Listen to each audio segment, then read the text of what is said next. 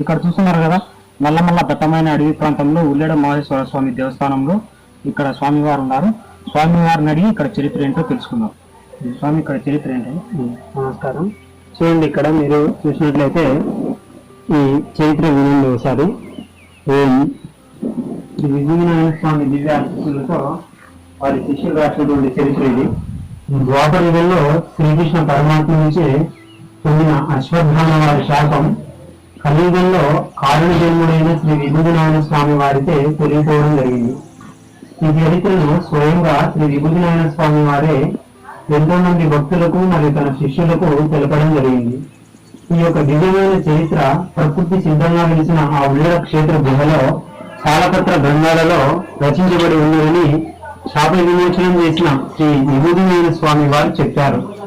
ఈ చరిత్రను మీరు సంపూర్ణంగా తెలుసుకోవాలంటే శ్రీరంగాపురం శ్రీ విభూతినారాయణ గారి పీఠం దగ్గరికి వెళ్ళి వారి కుమారుల వద్ద గాని అక్కడ ఉన్న శిష్యులు భక్తులు గాని తెలుసుకోవచ్చు. అక్కడ కనబడేటివి ఉల్లెడ క్షేత్ర గుహలు. అవి ప్రకృతి సిద్ధంగా ఏర్పడ్డాయి. అవి ఎవరు కూడా తయారు చేసినటువంటివి కాదు. ఆ గుహల్లో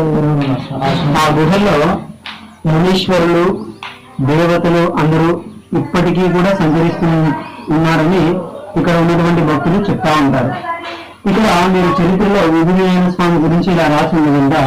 శాలపత్ర గ్రంథాలలో ఈ విధంగా రాసి ఉన్నదంట. 17వ జన్మం ఎత్తి ఉల్లెడ క్షేత్రానికి వచ్చి పార్వతీ పరమేశ్వరుల గుహ నిర్మించుకొని పుణ్య నడిపించుకుంటూ ఒకనొకనాడు ఈ గుహలోకి వచ్చి శంకు ఊదినప్పుడు అశ్వత్థామ వారికి శాప విమోచనం జరిగింది. అంటే ఇక్కడ ఉన్నటువంటి ఈ టెంపుల్స్ ఏవైతే ఉన్నాయో ఇది పార్వతీదేవి ఆలయం. ఈ గుడి పార్వతీమాత ఆలయం. ఇక్కడ పార్వతీదేవి ఆలయం. ఈ యొక్క విగ్రహాన్ని కూడా విభూతినారాయణ స్వామి వారే స్వయంగా ప్రతిష్ట చేసినారు.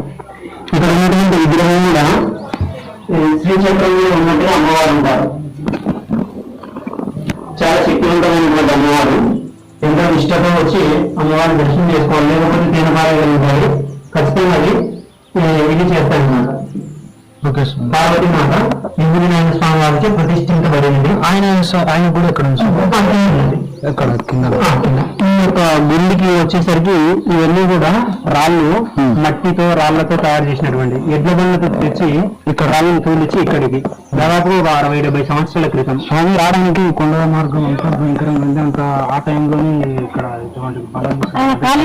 అప్పుడు విభూతినారాయణ గారి భక్తులు ఉన్న వాళ్ళు అతనికి విభూతినారాయణ అనే పేరు ఎలా వచ్చిందంటే రాత్రి పూట్ల ఈ గుహల్లో నుంచి వెళ్ళి అతను అంతర్మధ్యాన్ని వెళ్ళి అంటే అదృశ్య రూపంలో పైన ఆకాశ మార్గంలో వెళ్ళి ఎవరికి కనిపించకుండా ఆ గుహల్లోకి వెళ్ళి అక్కడి నుంచి నైట్ అతను జీవితానికి పనిచేసేవాడు. కిందికి కూడా అప్పట్లో అన్నం లేదు, చాలా బీద కుటుంబంలో పుట్టాడు.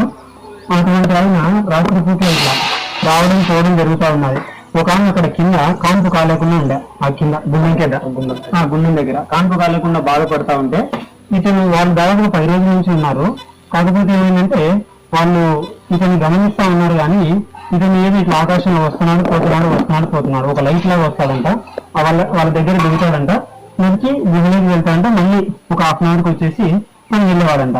వెళ్తూ ఉంటే ఒకసారి ఆమె ప్రసవించలేక బాధపడతా ఉంటే అక్కడ ఉన్న దెబ్బలు ఖాళీ ఉంటాయి కదా, ఆ విభూతి తీసుకొని వారికి పెడతానే వాళ్ళకి పిల్లోడు పుడతాడు, మగ పిల్లవాడు. ఇక్కడ వాళ్ళకి తమ్మిళ్ళపల్లె. ఆమె పిల్లోడు పుట్టిన తర్వాత ఈ కొండలో మాకు విభూతి పెట్టి ఈ పిల్లోడు పుట్టడానికి సహాయం చేసిన కారణమైనాడని విభూతినారాయణని పిలుచుకునేవారు. అంతవరకు తను ఎర్రగా ఉన్నాడని ఎర్రన్నా అని పిలిచేవారు చిన్న పిల్లప్పుడు. కానీ అతని ఇట్లా ఈ రకం మహిళ అనిపిస్తా ఉంటే విభూతి పెడుతుంటే కర్మలు నయమవుతున్నాయి, ఏమన్నా మిరాకిల్స్ జరుగుతున్నాయని విభూతినారాయణగా ఆ పేరు వచ్చింది అతనికి. ఇక్కడ నుంచి వాళ్ళు ఎల్లావతుల్లో ఉన్నారు విభూతినారాయణ గారు. స్వగ్రామం వచ్చేసి ఎల్లావతుల్లో పుట్టి పెరిగి అతను మళ్ళీ మ్యారేజ్ చేసుకున్న తర్వాత శ్రీరంగాపురం చేరినాడు. శ్రీరంగాపురంలో కలరాగా వచ్చి చాలా మంది చనిపోయేవాళ్ళు. ఆ కలరాగా వచ్చి చనిపోకుండా విభూతినారాయణ గారు ఆ యొక్క ఊరికి బాగు చేసి కాపాడినాడు అనమాట. అట్లా విభూతినారాయణ గారికి కొట్టమేసి ఇచ్చి ఒక కొడుకు కూడా పుట్టాడు. అప్పటికి ఊర్లోకి వచ్చిన తర్వాత వాళ్ళు ఒక బత్తెని ఇచ్చినారు. అంతా భక్తులే సేవలు చేసేవాళ్ళు. ఆ రకంగా సేవలు చేయించుకుంటా ఉండేవాడు. తర్వాత విభూతినారాయణ స్వామి ఈ యొక్క రాళ్ళు వచ్చేసి మట్టి గోడలు ఇవి ఎద్దుల గళ్ళతో భక్తుల సహాయం ద్వారా కట్టించినాడు. ఈ చరిత్రను మీరు అబ్జర్వ్ చేస్తే అశ్వత్థామకి ఎలా శాప విమోచన జరగాలంటే ఈ పార్వతీ పరమేశ్వరులకు తన చేతులతోనే గుళ్ళు కట్టించాలి, గుళ్ళు కట్టించుకోవాలి, భక్తులతో పూజలు జరిపించుకోవాలి. పూజలు జరిపించుకున్న తర్వాత ఆ గుహలోకి వెళ్ళాలి. అతను వెళ్ళిన తర్వాత అక్కడ ఒక శంకు ఉంది, ఆ శంకు మూడితే అశ్వత్థామ రావాలి. అశ్వత్థామ వచ్చిన తర్వాత ఇతనికి ఫైటింగ్ జరుగుతుంది. అంటే ఎలా అంటే అశ్వత్థామ ఫస్ట్ మీరు చూడండి, విభుదులైన దర్శనం చేసుకోండి. ఇది విఘ్నేశ్వర స్వామి, ఇక్కడ విఘ్నేశ్వర స్వామి.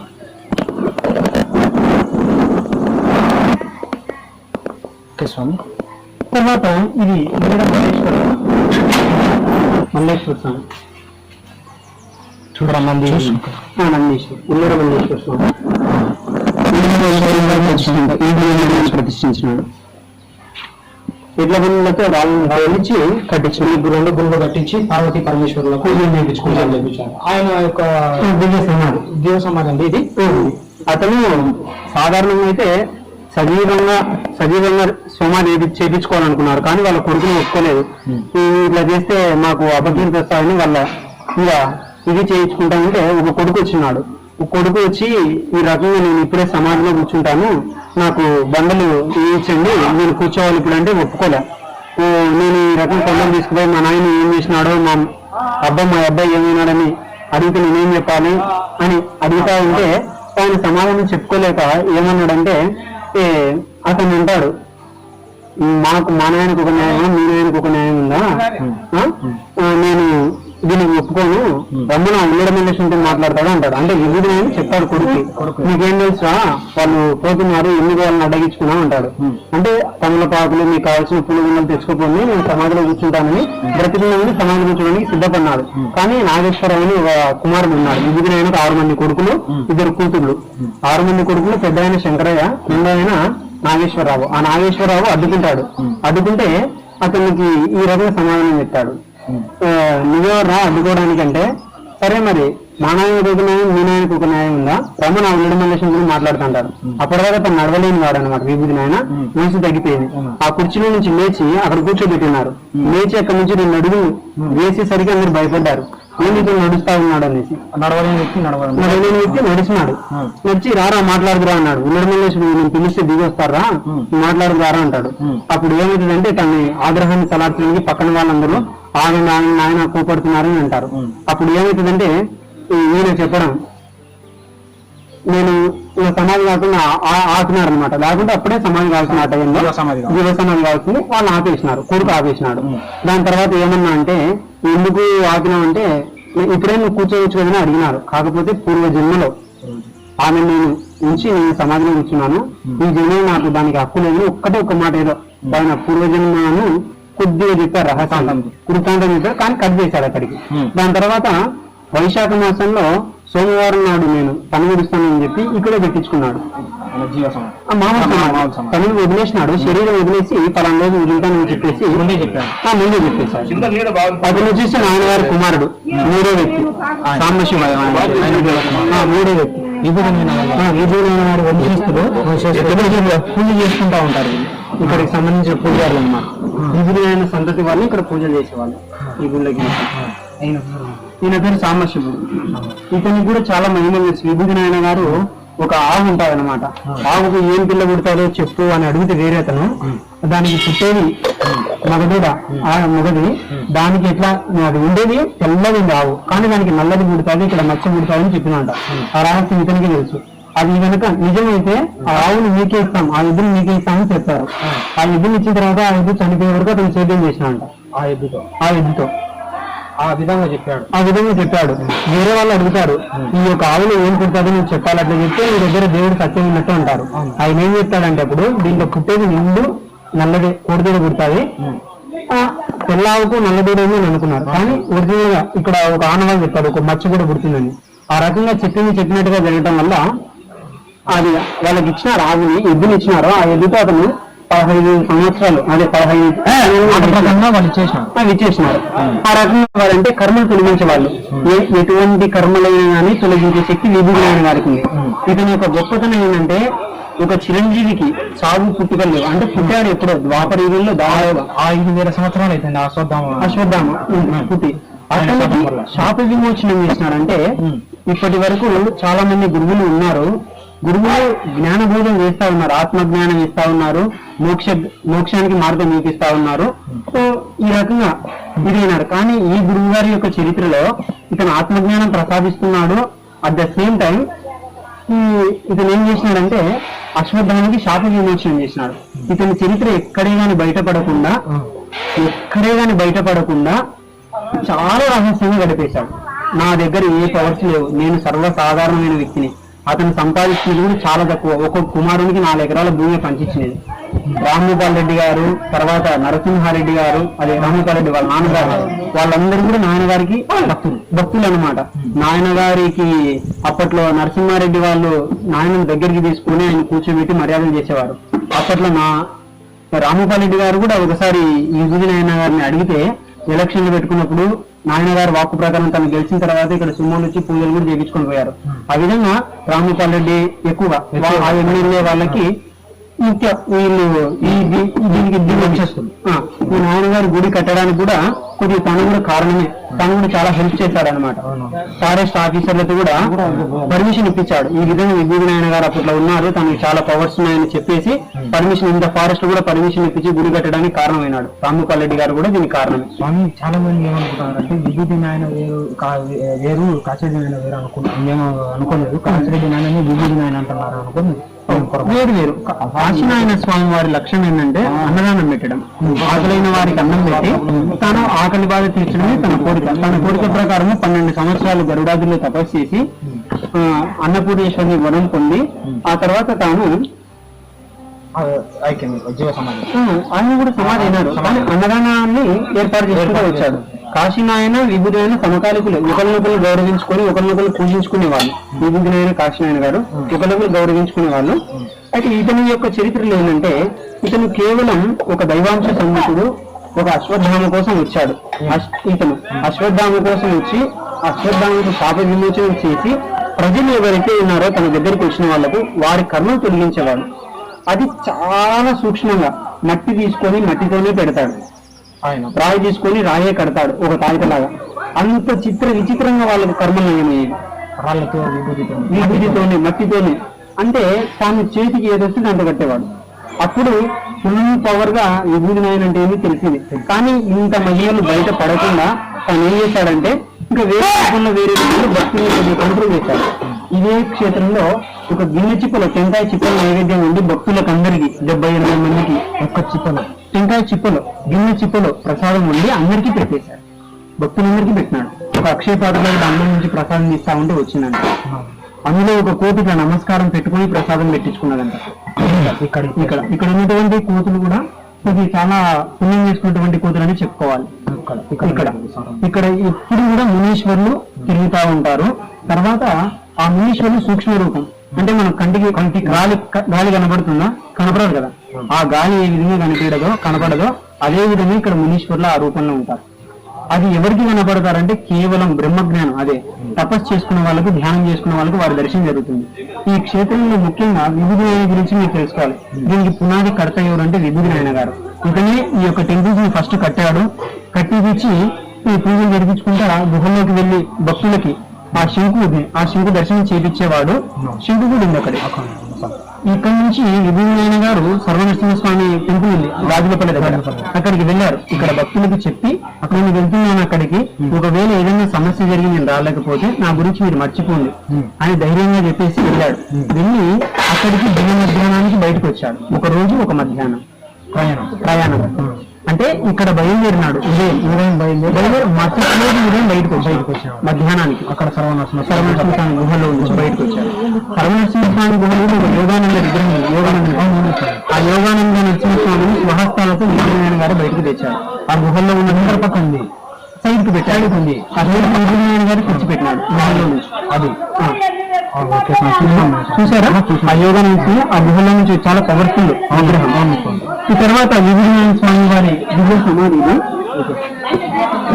ఈ సమాధిని మీరు చూసినట్లయితే ఇక్కడ శివ ద్వారపాలకులు ఉన్నారు. ఈ విజయనారాయణ స్వామి సమాధి.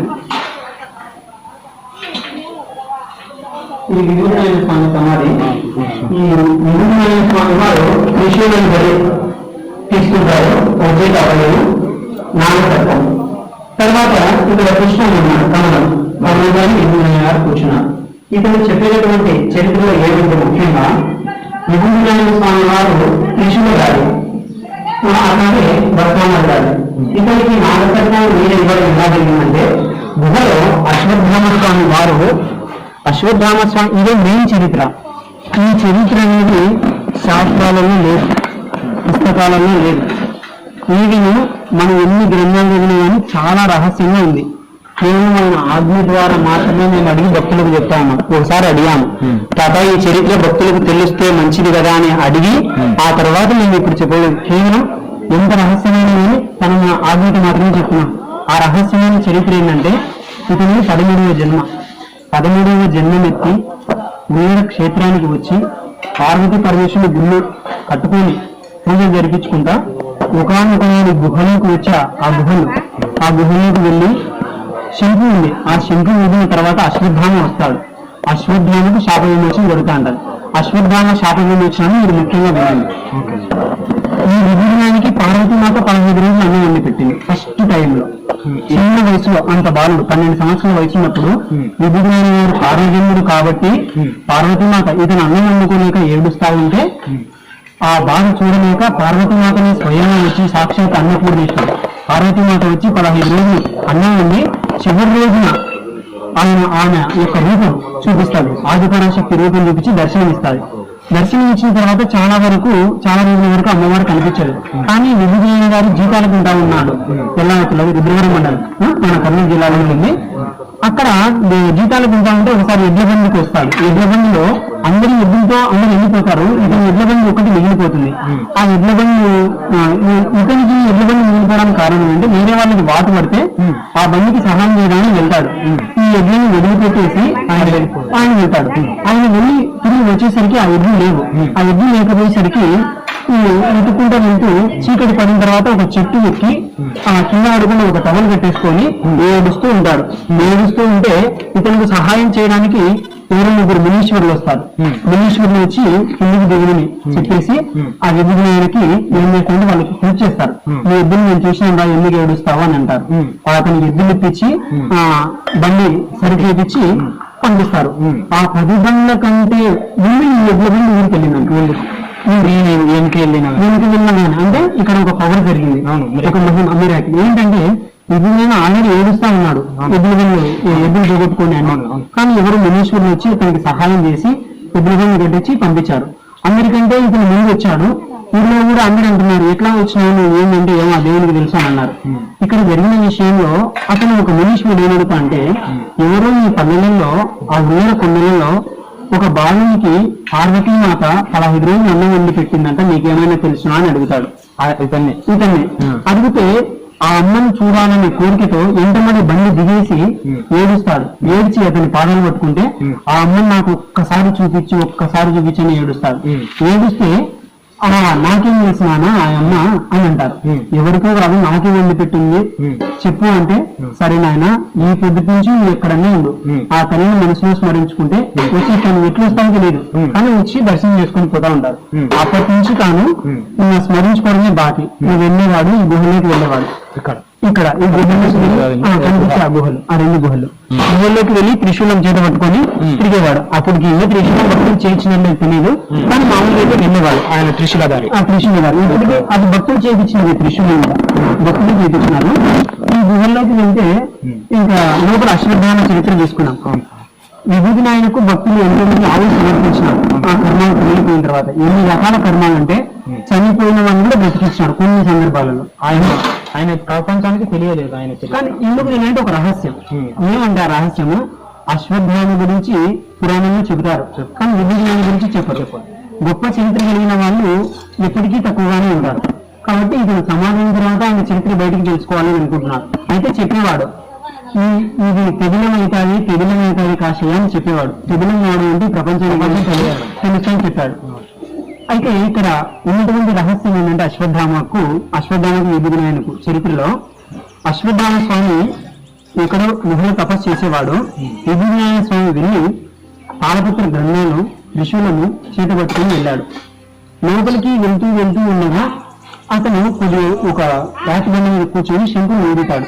శంకుని ఊదితే ఆ యొక్క గుహ మొత్తము ఇప్పుడు మనం గుడిలో కూర్చొని గుడిలోనే ఒక మాట అంటే శబ్దం రీసౌండ్, ఆ గుహ మొత్తం రీసౌండ్ వచ్చేసింది.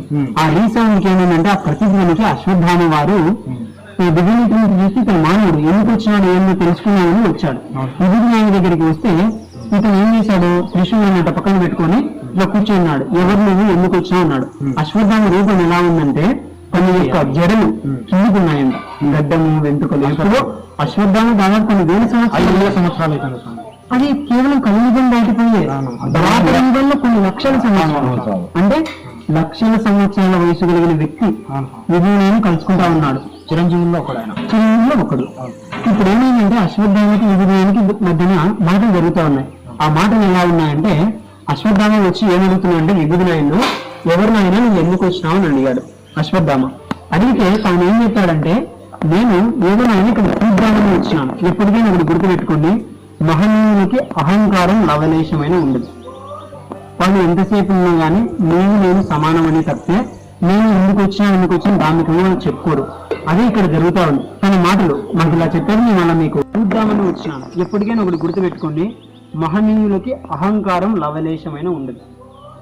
వాళ్ళు ఎంతసేపు ఉన్నా గానీ నేను సమానమని తప్పితే నేను ఎందుకు వచ్చినా దానికంగా వాళ్ళు చెప్పుకోరు. అదే ఇక్కడ జరుగుతా ఉంది. తన మాటలు మాకు ఇలా చెప్పాడు, మేము అలా మీకు చెప్తున్నాం. ఏదైనా ఆయన ఇట్లా చూద్దామని వచ్చినాను అని చెప్పాడంట. చెప్తే అశ్వత్థామ వారు ఈ రకం దేవతల స్థలానికి వచ్చి నా తపస్సు భంగం చేసినామనేసి కమండలంలో ఉన్న నీరు తీసుకొని ఒక రాతి మీద చల్లుతాడు. ఆ రాతి మీద చల్లంగా వెంటనే ఆ రాయి పులిగా మారుతుంది. పులిగా మారి ఆ పులి విభూదినాయనను గాండ్రిస్తుంది. ఇతను భయపడు, బ్రహ్మజ్ఞానం కలిగిన వాడు కదా. ఇప్పుడు ఒక గొప్ప మహనీయులకు మాత్రమే దేవతలు దగ్గరికి వస్తారు, వాళ్ళకు సేవలు చేస్తారు, వాళ్లకు సహాయం చేస్తారు. అటువంటి కారణ జన్ముడు కాబట్టి విభూతినానికి పార్వతీమాత సహాయం ఉన్నది, ఆ తర్వాత మునీశ్వరుల సహాయం ఉన్నది. వాళ్ళెవరో మనకు తెలియదు. ఆ రకంగా ప్రతి స్టెప్ లో తనకు భయం లేదు. అశ్వత్థామ కేవలం చిన్నజీవి మాత్రమే, ఇతనికి ఆదిపరాశక్తి అండ ఉంది, ఏం భయపడలేదు. అప్పుడు ఏం చేశాడు విభూతినాయన గారు, ఆ పులితో ఇలా మాట్లాడుతున్నాడు, పులిరాజా నన్ను భక్షించుతావా అని అన్నాడు. ఇదంతా మీకు అర్థం కావడం కోసమే చెప్తా ఉన్నాను. ఆయన చెప్పిన వాక్కులను ఇంకొంచెం ఈజీగా అర్థం కావడం కోసం ఇట్లా చెప్తా, ప్రజలకు తెలియడం కోసం. అది కేవలం ఆయన ఆజ్ఞ ప్రకారమే చెప్తున్నాను, మాకేం సంబంధం లేదు. ఆయన అడిగి మాత్రమే మేము మీకు చెప్తున్నాం. తాత ఈ చరిత్ర బయట వాళ్ళకి తెలిస్తే నేను తాత అనుతాను, మామూలుగా ఆ మిగతా వాళ్ళందరూ నాయన అని పిలుస్తారు ఆయన్ని. తాత ప్రజలకు తెలిస్తే మంచిదే కదా అంటే అన్నాడంటే ఆయన, చెప్పు అని కూడా చెప్పలే, అన్నాడంటే. నా కథ చెప్పు అని కూడా బయటికి చెప్పుకోలేదు అతను. నేను చెప్తా ఉన్నాను ఏదో తెలిస్తే నేను జ్ఞానప్రదమైందని. ఏం చెప్పాడంట, ఆ పులితో ఇలా మాట్లాడుతున్నాడంట, పులిరాజా నన్ను భక్షిస్తావా పులిరాజు అని తన చేతిలో ఉన్న త్రిశూలాన్ని ఇలా పెట్టుకొని దాని వైపు చూపిస్తే ఆ పులి అనేది రాయిగా మారిపోయింది. సెకండ్ టైము ఇంకో మిరాకిల్, వాటర్ తీసుకొని అది కమండలో నీళ్లు తీసుకొని ఇట్లా చల్లబోయాడు. ఒక మంత్రం వాళ్ళ నోట్లో నుంచి ఏమొస్తుందో జరిగి తీరాలి కదా. అశ్వత్థామ చాలా గొప్పవాడు, చాలా తపస్సంపన్నుడు కూడా. ఇట్లా కమండలో నీళ్లు తీసుకొని ఇంతటితో ఏం చెప్తాడంటే, ఈ రకంగా దేవతల స్థలానికి వచ్చి నా తపస్సు భంగం చేసినందుకు నీ శిరస్సు సహస్ర ఒక్కలవుగా కానీ మీద నీళ్లు చల్లుతాడు ఆల్రెడీ. అట్లా చల్లినప్పుడు మీకు ఏ విధంగా అయితే నాగేంద్రుడు కనపస్తా ఉన్నాడో అదే విధంగా ఒక పెద్ద నాగసర్పం వచ్చి నీడబట్టింది. అతను శిరస్సు వంచినాడు. మీరు గొప్పతనాన్ని తీసుకోండి. ఇక్కడ ఒక్క మాటలో ఆయన శాపం ఇవ్వడం, ఇతను స్వీకరించడం. తిరిగి ఒక మాట అనొచ్చు కదా, విభూతినాయన శక్తి ఉన్నగానే. మహానుభావుల గొప్పతనమే అది. ఒకడు తిట్టినా గానీ తిట్టించుకుంటారు, కొట్టినా గానీ కొట్టించుకుంటారు, అది వాళ్ళ గొప్పతనం. అశ్వత్థామ అంత శాపాన్ని ఇవ్వబోతున్న ఏం చేశాడో తెలుసు, విభూతినాయన శిరస్సు వంచాడు. శిరస్సు వంచినప్పుడు ఏం జరిగిందంటే ఇతను కాపాడని, ఇక్కడ కారణజనుడు ఇతను కాపాడకపోతే అశ్వత్థామకు శాపం ఎట్లా తీరుతుంది? కాపాడడానికి పెద్ద నాగసర్పం వచ్చి ఈడబట్టేది. ఇతని శిరస్సు ఇట్లా తలకు పై వంచేసరికి నాగసర్పం తలలు ఉన్నాయి. అప్పుడు విభూతినాయన ఏమంటాడంటే, అశ్వత్థామ ఏమంటా అంటే, ఎవరు నువ్వు అంటాడు. నాకేం తెలుసు నాయన, ఏమాత్రం తాను ఎక్కువగా గొప్పగా గర్వంగా ఏం చెప్పుకోను, నాకేం తెలుసు నాయన, ఏదో నేను ఇట్లా చూద్దామని వచ్చినాను అని అన్నాడు. అప్పుడు ఏమంటాడంటే, ఇగో నాయన ఏవో ఆడ తాళపత్ర గ్రంథాలు ఏవో కట్ట దొరికితే తీసుకొచ్చినాను చదువు అంటాడు. ఆ తాళపత్ర గ్రంథాలు తీసి చదివితే ఏం రాసున్నదంటే, అక్కడ మనం చదివామే, 13వ జన్మమెత్తి ఉల్లెడ క్షేత్రానికి వచ్చి పార్వతీ పరమేశ్వరుల గుళ్ళు నిర్మించుకొని పూజలు జరిపించుకుంటా ఒకానొక నాడి గుహలోకి వచ్చి శంకు ఊదినప్పుడు అశ్వత్థామకు శాప విమోచనం జరిగింది. ఈ చరిత్రను నేను మీరు చెప్పక ముందుకు చాలా వరకు క్లారిటీ తీసుకున్నాను. నిజమా అబద్ధమా, నిజమా అబద్ధమా, ముళ్ళు కట్టించాడా, కట్టించాడు, పూజలు జరిపించాడు, గుహలోకి వెళ్ళాడు, శంకు ఊదాడా, అట్లా ప్రతి ఒక్కటి క్లారిటీ తీసుకొని పోనీ అతని పవర్స్ అన్న చెక్ చేద్దామంటే ప్రతి ఒక్క పవర్ కూడా చాలా పవర్ఫుల్ గా ఉంది. ఎంత మిరాకిల్ గా ఉందంటే ఎటువంటి రోగమైనా కానీ తను ఏది ఇస్తే దాంతో నయం అయిపోయేటట్టుంది. అది కూడా స్వామి ఇక్కడ నల్లమల్ల దట్టమైన అడవి ప్రాంతంలో ఇక్కడ ఉండడం అనే కానీ చాలా వన్యప్రాణులు అన్ని క్రూర మృగాలతో ఉంటాయి. ఈ ప్లేస్ లో ఉండడం అంటేనే చాలా గ్రేట్. ఇప్పుడు చూస్తా ఉన్నాం అదే ఒక 40, 50, 60 years కొండ చెంచులు ఉన్నారు. వాళ్ళకి ఎంత కష్టం ఉండేది తెలుసా? వాళ్ళు టైంలో ఈ గుళ్ళు నిర్మింపబడ్డాయి. వారి టైంలో వాళ్ళు ఏం చేసేవాళ్ళు అంటే వీళ్ళ దగ్గరకు వచ్చి బత్తాలు తీసుకుపోయేవాళ్ళు. ఇతను గొప్పతనం ఏంటంటే లోపల ఒక వృక్షం ఉందంట, ఆ వృక్షంలో పాలు వస్తాయంట. ఆ పాలు రావటం కోసం అశ్వత్థామ చరిత్ర కంప్లీట్ చేయలేదు, ప్లీజ్ అది కంప్లీట్ చేయని. అప్పుడు ఆ 13వ జన్మవ్యక్తి ఉల్లడ క్షేత్రానికి వచ్చి పార్వతి పరమేశ్వరులు గుళ్ళు నిర్మించుకొని పూజలు జరిపించుకుంటా ఒకనొక నాడు గుహలోకి వచ్చి శంకు ఊదినప్పుడు అశ్వత్థామకు శాప విమోచన జరిగిన అన్నాం కదా. అది ఎప్పుడైతే అశ్వత్థామ చదువుతాడో విభూతి నాయన గారు ఏం చేస్తారంటే కమండలో నీళ్లు తీసుకొని ఇంతటితో నీ శరీరం కుష్టి వ్యాధి తొలగిపోయి నీ శరీరం వజ్ర శరీరంగా మారుగాక అని నీళ్లు చదువుతాడు. తనకి ఏదైతే రూపం ఉందో ఆ యొక్క కురూపంతో ఏదైతే ఉన్నాడో రోగంతో ఆ రోగాన్ని నయం చేయడానికి ఇతను ఆ మాట అంటాడు, నీ యొక్క శరీర కుష్టిగా తొలగిపోయి నీ శరీరం వజ్ర శరీరంగా మారుగాక అని అంటాడు. అప్పుడు ఆ యొక్క చిరంజీవుడైన అశ్వత్థామ స్వామికి శాప విమోచనం జరిగింది అని చరిత్ర చెబుతున్నారు. ఇది ఒక్కళ్ళు చెప్తే తీసుకున్నటువంటి చరిత్ర కాదు. మా ఊరిలో ఉన్నటువంటి తన శిష్యులు, తన భక్తులు, తన కొడుకులు, ఆఖరికి తన కుమారుడైనటువంటి సాంబశివుడు అన్నగారు, వీరు ప్రతి ఒక్కళ్ళు నాయనగారు కుమారుడు, ప్రతి ఒక్కళ్ళు ఒకే చరిత్ర చెప్పినారు. నేను ఆల్రెడీ ఎడ్యుకేషన్ లో పాలిటెక్నిక్ చదివిన, బీటెక్ చదివిన, ఎంటెక్ చదివిన, నెక్స్ట్ పిహెచ్డి కూడా చేయాలనుకుంటున్నా. అంత ఎడ్యుకేషన్ కలిగి నేను బ్లైండ్ గా నమ్మదలుచుకోలేదు. ఎందుకంటే ఈ చరిత్ర కంప్లీట్ గా ఏ పాయింట్ కరెక్ట్ గా ఉంటే మాత్రమే ప్రజల వరకు తీసుకొని వద్దాం, లేదంటే అక్కడే స్టాప్ చేద్దాం అనే ఉద్దేశంతో దీన్ని స్టడీ చేసుకుంటా వచ్చిన. ఎక్కడ కూడా ఏ మిస్టేక్ జరగలే. ఇదే చరిత్రను భక్తులను అడిగి ఎంక్వైరీ చేసిన. ఇదే రూపంలో అశ్వత్థామకు నాయన శాపం తీర్చినాడంట, ఏదో నీళ్లు జల్లినాడంట అని కొద్దిమంది చెప్తున్నారు. ఇంకొక ఆయన చెప్తానంట లోపల అశ్వత్థామ అంట, ఆయనకు నాయన ఏదో ఆయన కుటుంబరోగం అంట, కుటుంబరోగం తీర్చినట్టు నాయన, ఇట్లా ప్రతి ఒక్కళ్ళు చెప్తా ఉన్నారు రకరకాలుగా వాళ్ళ భాషల వాళ్ళు. ఈ విధంగా దాన్ని అర్థం చేసుకొని కంప్లీట్ గా ఫైనల్ గా ఈ డెసిషన్కి వచ్చినాం. ఈ విధంగా అశ్వత్థామకు వజ్ర శరీరం అంటే తెలుసా మీకు?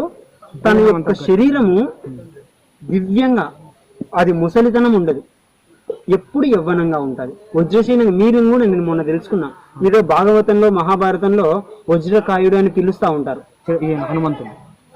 హనుమంతుణ్ణి. ప్లస్ కొద్ది మందికి ఏదో శక్తి దారపోస్తే ఏదో వజ్రశీలం ఏదో అంటారు కదా. ఆ కొన్ని కేసెస్ నేను స్టడీ చేసిన. ఏమొస్తుందంటే వాళ్ళ శరీరాన్ని ఎక్కడ కొట్టినా ఏం చేసినా వాళ్ళకి ఏమి కాదంట, రక్తం కూడా రాదంట. అది వజ్ర శరీరం యొక్క మీనింగ్. ఎంతో గట్టి వజ్రం, దాన్ని పగలగొట్టినా పగిలిపోదు, అందుకు దానికోసం వజ్రకాయం అంట. ఆ మీనింగ్ కూడా తెలుసుకున్నా, నాకు యాక్చువల్ గా తెలియదు. వజ్ర శరీరం అంటే అదంట. ఆ యొక్క వజ్ర శరీరం రావడానికి కారకుడు ఈ యొక్క విభూతి నాయన గారు. ఈ యొక్క విభూతి అశ్వత్థామకు కేవలం విభూతి నాయన గారు. అశ్వత్థామకు ఇప్పటికీ కూడా మీకు తెలియని విషయం తెలుసా, చాలా మంది ప్రవచనాలు చెప్తా ఉన్నారు, ఇంకా అశ్వత్థామకు శాప విమోచనం జరగలేదు, అతను వెళ్తాడు కల్కి భగవాను కలుస్తాడు, అప్పటిదాకా తాను తిరుగుతూ ఉంటాడు అని చెప్తారు. అని చెప్పి శ్రీకృష్ణుడు చెప్పారండి. ఆ శ్రీకృష్ణుడు యొక్క అంశంతో జన్మించిన వాడే విభూతి నాయన స్వామి, విష్ణు అంశమే అన్నమాట. ఇంకొక రహస్యం ఏంటంటే ఈయన చరిత్రలో మేము చెప్పకూడదు, అది నెక్స్ట్ తెలుసుకోవాలి. తర్వాత ఈ గుహల్లో నుంచి విభూతి నారాయణ స్వామి, సర్వనరసింహ స్వామి టెంపుల్స్ కి వెళ్ళొచ్చాడు. మళ్ళీ ఇదే గుహలో నుంచి విభూతి నారాయణ స్వామి అహోబిలం దగ్గర మాలోలో నరసింహస్వామి, నరసింహపేట అంటారు, అక్కడికి వచ్చాడంట. మళ్ళీ ఈ గుహలో నుంచి ఈ ఉల్లెడ అనేది ఇక్కడ నుంచి ఇక్కడ ఏదో ఒక చిన్న గుహ ఉంది బయట, దాంట్లో నుంచి బయటకు వచ్చి నాన్న ఇక్కడ నుంచి బయటకు వస్తే చాలా వరకు మొత్తం లొట్ట కొండలో ఒక 300 మంది 400 మంది లోపల పడుకోవడానికి కూడా ప్రవేశం ఉంది. గుహలో మొత్తం ప్లేస్ ఉందంట లోపల. ఈ కొండ కొండ గుహలో చాలా లొట్ట ప్లేస్ ఉందంట, దాంట్లో ఉండడానికి కూడా అవకాశం ఉందని చెప్పేవాళ్ళంట నాయన విభూతి నాయన. అక్కడ తెల్లగా సున్నం కనబడుతున్న గుహ నా స్వామి, ఇక్కడ ఏవో చిన్న చిన్న గుహలు ఉన్నాయంట. ఆ సొరంగ మార్గాల్లో వచ్చాడు స్వామి. ఓకే స్వామి. నెక్స్ట్ మీరు చూడవలసిన ప్లేస్ అది ఇది నాయన గారి కుమారుడు, 3వ కుమారుడు. మొత్తం 6 కుమారులలో మీరు నాయన గురించి ఏమైనా డౌట్స్ ఉంటే తన కుమారుడిని స్వయంగా అడిగి మీరు తెలుసుకోవచ్చు. ఏమన్నా అడగాలంటే అడగండి. ఇక్కడ ఈయన ఏ కాలం వాడు? అంటే 8 years 12 సంవత్సరాల నుంచి చిన్న వయసులో కాదు. ఇక్కడ విభూతి నాయన అంటాడు ఈ నల్లమల్ల దట్టమైన అడవి ప్రాంతంలోని చాలా మంది ఎవరికి తెలియదు. ఈరోజు మేము ఏదో ఉల్లేడ మహేశ్వర స్వామి దేవస్థానంలో ఉన్నటువంటి గుహలో ఉన్నటువంటి శివుని మాత్రమే దర్శనం చేసుకున్నామని వచ్చినాము. కానీ ఇక్కడికి వచ్చిన తర్వాత ఈ క్షేత్రం యొక్క విశిష్టత, పూర్తి విశిష్టత మాకు తెలియజేసినందుకు అన్నకు స్వామి వారికి ధన్యవాదాలు. ఇక్కడ సహజ సిద్ధంగా ఏర్పడినటువంటి తండెల గురించి రండి. ఆ గుహలో ఉన్న శంకు దర్శనం కూడా చేసింది. ఓకే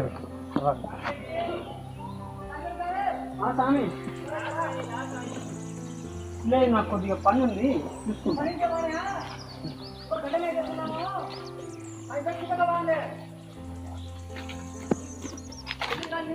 పవర్ బ్యాంక్ కేబుల్ తెచ్చుకోండి. వాళ్ళు ఏదో మాట్లాడుతున్నారు తర్వాత వాళ్ళు మన మధ్య డిస్టర్బ్.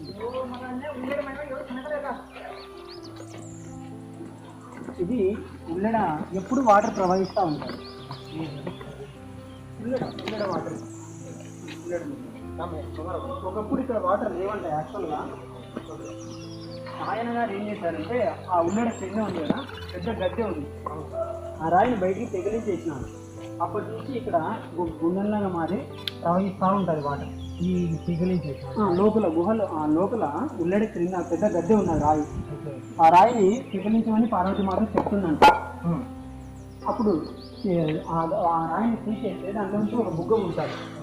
ఆ వాటర్ అనేది ఎండల కాలం కూడా ఇప్పటికీ ఉంటాయి. ఇక్కడ పైన ఉండవు, ఇక్కడ క్రింద ఉండవు, ఇక్కడ మాత్రం ఉంటాయి.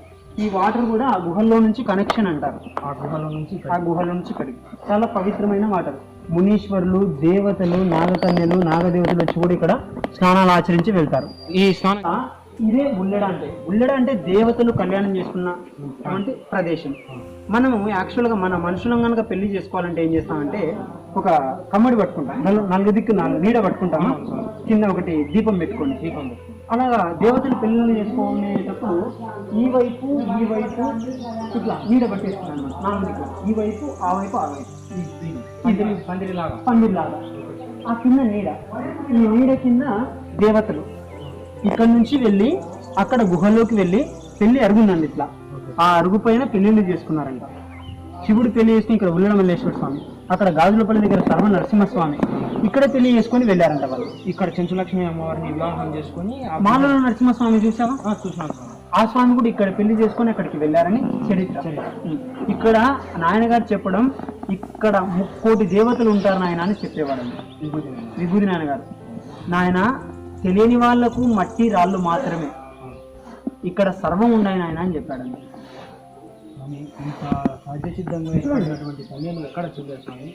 ఇది చాలా ప్రకృతిలో ఎంతో విశిష్టమైన ప్లేస్ అండి. మీరు ఎవరైనా సరే ఈ క్షేత్రాన్ని దర్శించి ఆ స్వామివారిని విభూతి నాయనను అక్కడ ఉన్నటువంటి ఉల్లెడ శివుణ్ణి దర్శించిన తర్వాత నేను చెప్తున్నాను, మీకు గ్యారంటీ ఇస్తున్నాను, ఇక్కడ ఎంతో మహిమ ఉంది. మీరు నమ్మండి, ఈ ప్లేస్ చాలా పవర్ఫుల్ అండి. ఇక్కడ చూడొచ్చు దేవతలు సైతం ఇక్కడ వివాహాలు చేసుకున్నారంటే ఈ క్షేత్రం యొక్క విశిష్టత ఎంత. చెంచులక్ష్మిని వివాహం చేసుకోవడానికి స్వామివారు కొండనే ఈ విధంగా పందిరి రూపంలో స్వామివారు చేశారని చెప్పి లక్ష్మీనరసింహ స్వామివారు చెప్పి ఇక్కడ భక్తుల విశ్వాసం అండి. ఇంకొక విధంగా కొంతమంది చెప్పే చరిత్ర ఏంటంటే ఇక్కడ చెంచులక్ష్మి అమ్మవారి కోసం స్వామివారు ఉయ్యాల ఊపడానికి ఏర్పరిచినటువంటి కొండలో ఈ కొండ అని చెప్పి, ఈ సొరంగం అని చెప్పి ఇక్కడ ఈ విధంగా కూడా చెప్తారండి. ఇది ఇక్కడ దేవతలు వచ్చి స్నానం చేస్తారని ఒక ప్రతీతి. ఇక్కడ చూస్తున్నాం కదా, చేపల్ని కూడా చూపిస్తాను మీకు. అక్కడ కనిపిస్తున్నాయి కదండి ఇంత అందంగా. ఇక్కడ స్నానాలు చేయరు ఈ నీటిలో, కనిపిస్తున్నాయి కదా.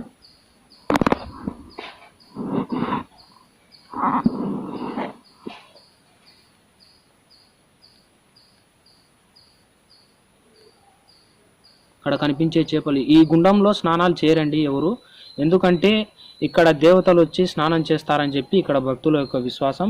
అక్కడ మనం అక్షరాలను కూడా చూడొచ్చు, ఈ చుట్ట స్నానం చేయరాదని. ఇది సహజ సిద్ధంగా ఏర్పడినటువంటి టన్నెల్. కనిపిస్తుంది కదా, ఎంత అద్భుతంగా ఉందంటే అంత అద్భుతంగా ఉంది.